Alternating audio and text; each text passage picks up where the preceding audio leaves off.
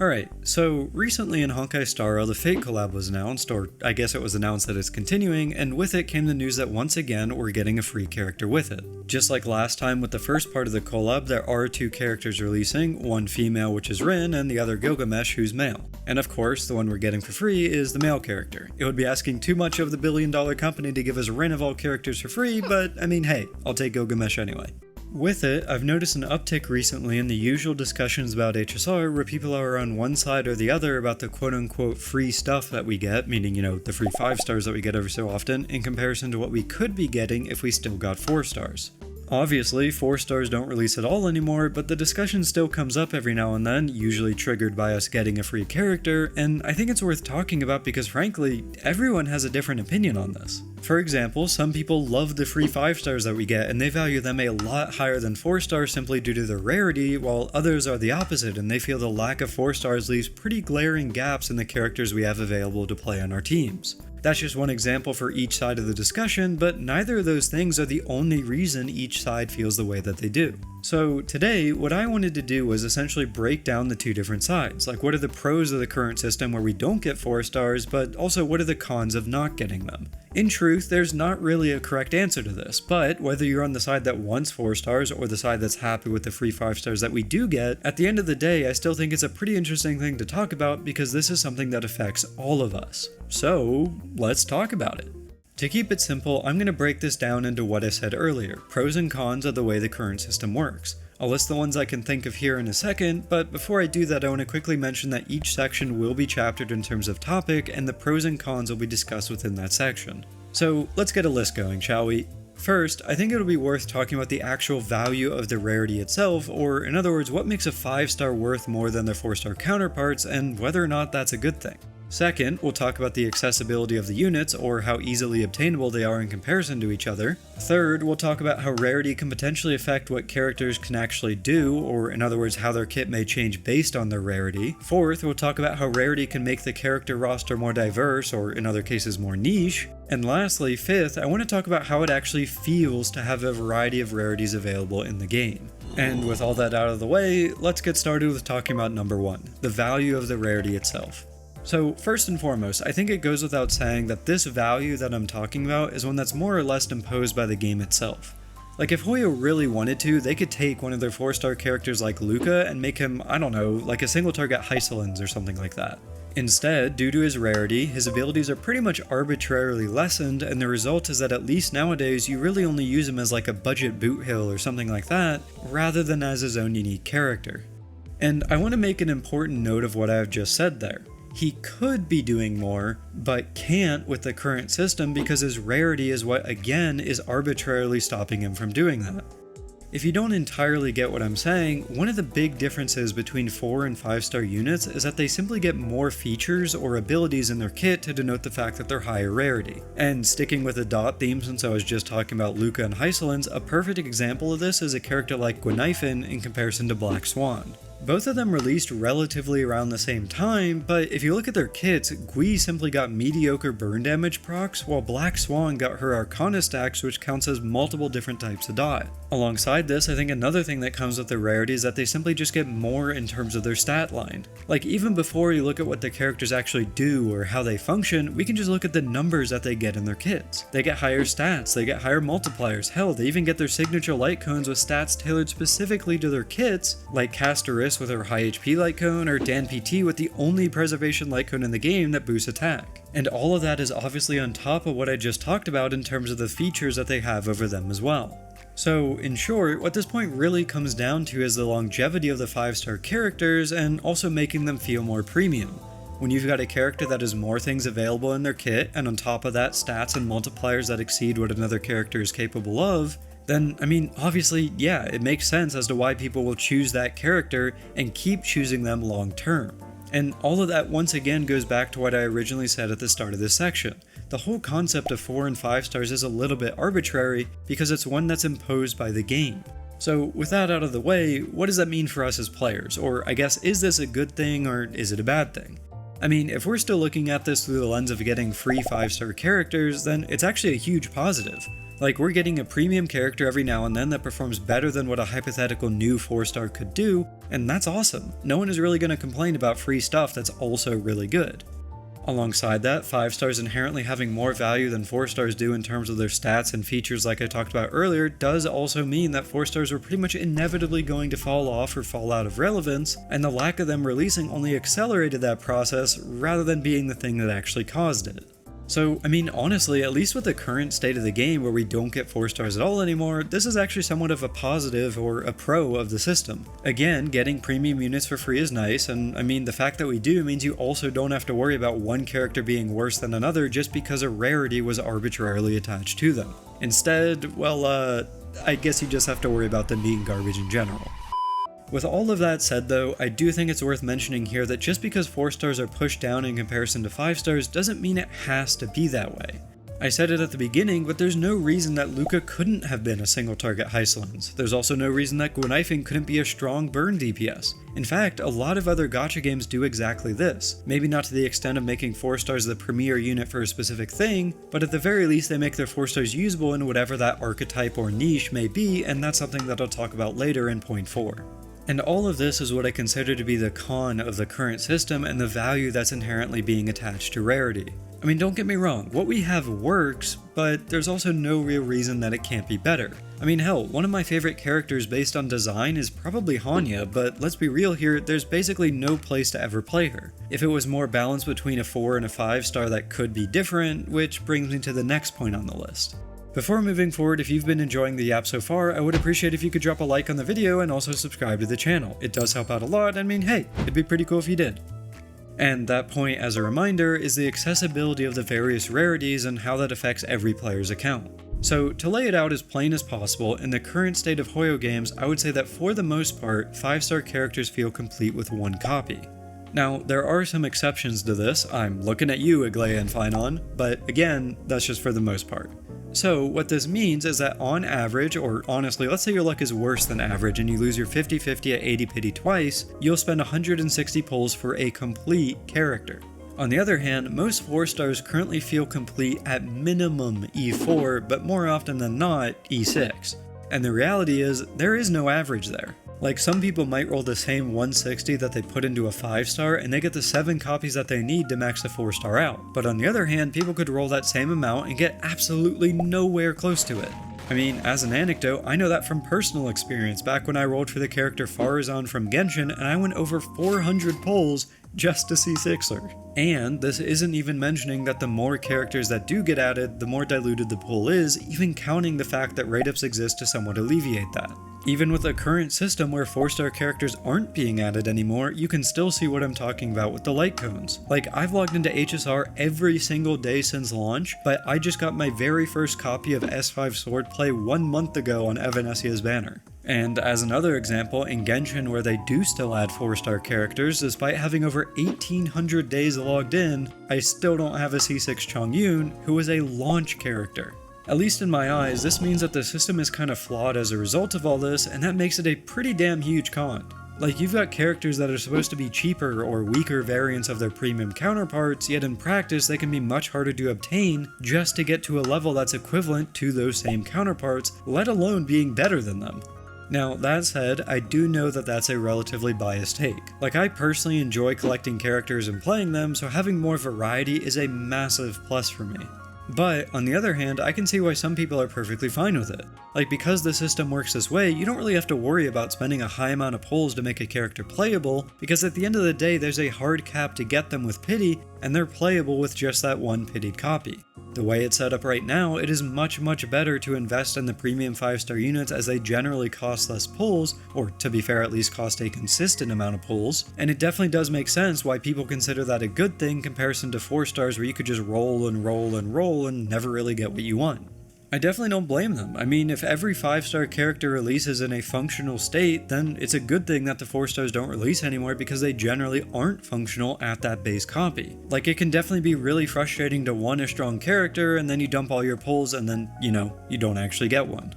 That said, again, it doesn't necessarily have to be that way. For example, if 4 stars did have a pity, and if Hoyo was more okay with 4 stars being competitive with 5-star options when the 5-star is at base copy and the 4-star is at max copies, then, I mean, I think that would be fine, but obviously, at least right now, it doesn't work that way, and again, as a result, it does make sense as to why people are okay with it being the way that it is. Now, on to number 3 on the list, I think it's worth talking about what characters can actually do and how that is directly tied to rarity. Now, you might be thinking that this is relatively similar to the first talking point, and I mean, it is, but really, what I want to hone in on here is what I would consider the special things that 5-star characters can do that 4 stars, well, can't. For example, if I ask you what's the difference between Fugue and Pella, what comes to mind? Both apply Death Shred, both have AoE ultimates, oh, but wait a minute, Fugue also enables something, which is Super Break. What about Kafka and Gunaifen? They're both dot units that can detonate dots, right? Well, yeah, but Kafka can detonate all types of dots, while Gui can only detonate burn. How about Hyacine versus Gallagher? Well, both heal, both deal damage, but one of them has a memo sprite, and that means that they can play into any content that requires one of those, and the other one, well, doesn't. So, do you see what I'm getting at here? Like, there's simply no way for the 4-star to even remotely compete with the 5-star, and honestly, this is what I would consider to be a con of the 4 and 5-star system that Hoyo uses for HSR. Like, there's no real way for a character that simply doesn't have access to a specific thing like Super Break to ever even be remotely comparable to one that does, and that inherently pushes them down a level on pretty much any kind of value chart that you could think of. If you haven't noticed yet, all these points that I've been talking about are kind of connected. And to illustrate that, let's do a hypothetical here and pretend that we're Hoyoverse creating a new random character. We'll call him, I don't know, let's say Joe. Joe is a really helpful guy and wants to action advance his team. He also wants to offer them some kind of buff, so let's say crit damage. And on top of that, he's also got a pet dog that he wants to use as his memo sprite in battle. So, apart from the memo sprite, you're probably thinking Joe sounds pretty similar to Sunday or even Bronya, right? Well, you'd be correct. So, seeing as we're Hoyoverse, we gotta start toning him down, and that starts by making sure that he's a 4-star rather than a 5-star. And obviously, with how characters are designed in HSR's system, that immediately comes with some changes. First, the dog, that's gotta go. We can't have a 4-star character also having a memo sprite because that would be way too unique, right? Alongside that, his stats are immediately just chopped in half. Not just his base stats like defense or attack or whatever, but also instead of action advancing by 100% like the other 2 units, he now just does 50%. Oh, but wait a minute, I forgot, that puts him in competition with Sparkle and we can't have that, right? So we'll go even lower, and now instead of action advancing at all, he just buffs speed a little bit like Asta or Hoyo, which are 2 other 4-stars. So what about his crit damage buff? Yeah, that's gotta go too. So he's only gonna buff attack now, which means that Joe is usable by basically half the characters in the game. Oh, and one last thing, we're actually going to give him his crit damage boost back, but only at E6, which costs like 300 pulls to max out if you're unlucky. So with all this said, in short, Joe is pretty sad. And I mean, I do realize that was a long-winded hypothetical, but you should get what I mean, right? The way that 4-stars are designed inherently fights against them being good units or honestly even functional units. And that's also something that I would consider a con of the current system. We simply can't have usable low-rarity units because they're designed to be worse than the better ones. But it doesn't have to be that way, which ties into number 4, how rarity enables the game to have a more diverse roster. Prior to HSR, a lot of other gacha games out there used to use the low rarity units for something, and that does sound pretty generic, but the use cases really did vary. I mean, sure, in some cases they were just kind of early game fodder, but there are plenty of examples of other gacha games that made their 4-stars usable, and in some cases even better than 5-stars. And you might be side-eyeing that statement a little bit, but I mean, it's true. For example, one of my favorite gacha games is called Fate Grand Order, or FGO for short, and yes, that is the same Fate IP that's collaborating with HSR. In that game, all of their characters are designed in a way where regardless of how strong a unit is in one scenario, that doesn't mean they're going to be strong in all scenarios. What this means is that there's room for niche use cases for units regardless of what their rarity is. As an example, let's take a look at the character Summer Zufu from FGO. Zufu is a single target 4-star DPS, and normally, if you look at her damage, there are plenty of 5-star characters that deal more damage than she does. But she's got a damage modifier against enemies that have specific debuffs, and with those debuffs, she becomes a DPS that's stronger than literally every other unit in the game, assuming those units don't have their own special modifiers. And to be clear, other units do have those special modifiers, but it doesn't change the fact that Zufu still becomes an extremely potent DPS as long as you're going up against that specific specific content. As another example, if we look at the supports from FGO, there's a character called Santa Martha who offers generic buffs like attack up or energy gain, which is NP charge in this image, but the amount that she gives is less than what 5-star options would offer because, well, she's a 4-star. To make her still worth using sometimes though, in spite of that, her ultimate is what makes her unique by giving the team a damage modifier just like the one I talked about with Zufu against specific types of enemies, in this case undead, demon, or divine enemies. And really, these are the kinds of things that for those games create the backbone of your account. Like, maybe you don't have a 5-star support, right? Like, you decided to invest all your resources into a DPS instead. Well, you can fall back on Santa Martha because even though she doesn't exactly offer the same amount as a 5-star potentially would, she still offers more than enough that she's usable in generic content as a baseline and still very, very good in her specific niche content. For Hoyo games, where they're different is that the characters that you start with early on, like your 4-stars, aren't the backbone of your account, and you really only feel like they are when you're really, really early on into the game at like Belobog or the Luofu, for example. And to be clear, I only really talked about FGO here, but there are tons upon tons of examples from not just FGO, but other gachas too that are just like this. But obviously, as we all know, Hoyoverse games really aren't. On one hand, I mean, it definitely does make 5-star units feel more premium in the sense because they're the only ones that get to do those special things, but honestly, that only really works if the lower rarity units are still being released to begin with, which obviously in HSR, they aren't. Like, when every character is the exact same, then the only thing that we as players can do is have them compete against each other, which is why the modern Hoyo gacha communities are filled with people fighting over which unit can get a lower cost clear in the case of something like HSR, or they're DPS simming in Genshin and calling characters that don't reach certain thresholds garbage. I mean, that can be fun, I won't lie, it's neat taking a unit and seeing what you can do with them, but at the same time I can't really say that it's the best case scenario. In an ideal world, every character in the game would have some niche use case, including 4-stars, but again at this point I feel that Hoyo has kind of moved past that, at least for HSR. And on that note, as HSR moves towards being catered around 3-team endgame modes with the previously released Anomaly Arbitration and the new Starward mode, I think it's more important now than ever before that our rosters are diverse enough that we can attempt those modes without it feeling like a huge struggle just to put 3 teams together. But I mean, tell me, and be honest here, are you really going to be bringing your Gonaifen into the Starward mode of MOC? How about your Lynx into Anomaly Arbitration? Probably not, right? So this means that again, more now than ever before, it is extremely important for us to be getting an influx of characters to our account, which honestly kind of more so relates to the pace at which we get free things in general.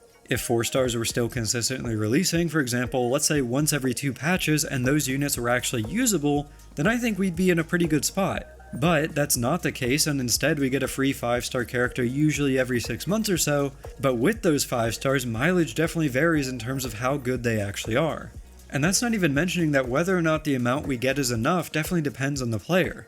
Remember, this is a gacha game. Like, if you're lucky, then yeah, the free ones are basically just a bonus, but if you're unlucky, then those free characters are usually what you're building your teams around, rather than using them to supplement the roster that you already have. In my eyes, this makes the current system relatively flawed because some players simply won't have the right amount of usable units to actually clear the content the game is now releasing, with it again, mostly moving towards 3-team content. The last point I want to talk about here is one that I see brought up very, very frequently, and that's how it actually feels to have a variety of rarities available, or lack thereof, in the game. Obviously, this does relate to what I've been talking about so far, where the lack of 4-stars means that certain gameplay scenarios like having units with niche use cases isn't really possible, but at least in my opinion, the larger topic at hand is really what I hear people say whenever they talk about us not getting those 4-stars. And what I mean by that is a simple question. You wouldn't want your favorite character to be a 4-star, would you? Now, that is a pretty weighted question. I mean, hell, we've got characters like Dr. Rekka, who were teased literally over a year ago at this point, Screwlum, who's been in NPC jail for years, and a few others too, so honestly, being released as a 4-star would be better than not releasing at all. But even if we ignore those NPC jailed characters, I feel it's almost an unfair question. And honestly, I feel that way because it's contingent on the 4-star character being released in the exact same manner that other 4-star characters have been so far. I've said this a few times throughout the video, but there is genuinely not a real reason that 4-star characters have to be really bad, or at the very, very least, there's no reason they can't be comparable to their 5-star counterparts assuming you max them out. I mean, it's not like Hoyo doesn't know they underperform. There's literally a curio in the Divergent universe that offers stats to your characters like attack and HP and stuff like that, but those stats are doubled if they're a 4-star. And like, I know this is biased, but I really do wish that Hoyo would actually act on stuff like this and start making changes if they realize that they're underperforming. Even if they don't change how many pulls it takes to max a 4-star character and it can still be the ridiculous amounts that it is now, I mean, isn't that good for them? Like, don't they want people to roll for the 4-star characters that they made, even if, they're not that popular anymore? I mean, if I want to make my Honyo playable, then let me roll dupes to do just that, but also make those dupes meaningful enough that it actually makes her useful, and I would be a pretty happy camper. Alongside that, I do realize that this is more niche, but I do think it's kind of funny that there is basically zero reason at all to roll an HSR right now unless you specifically want the 5-star character that's on banner. Like, at least in Genshin, which is their other game, I might be tempted by Chongyun coming on banner since, like I said earlier, I still don't have him maxed. But in HSR, I mean, there's just no reason to roll at all. Which, ironically, kind of makes the whole building pity argument that goes around the community every so often a moot point, but whether or not that's a good thing definitely depends on the person, I guess. But with all this said, I digress. Really, like I said at the beginning of this video, there is no real answer to this whole thing. If you've made it this far, you have probably gotten the idea that I am not a massive fan of the fact that we don't get 4-stars anymore, but I do absolutely understand why people are perfectly okay with just getting 5-stars. The reality is that each and every player's account is different, not to mention their mentality, some people just like the bigger number. So, whether everything I talked about today is actually a pro or con definitely will vary. And this is where I put the ball in your court.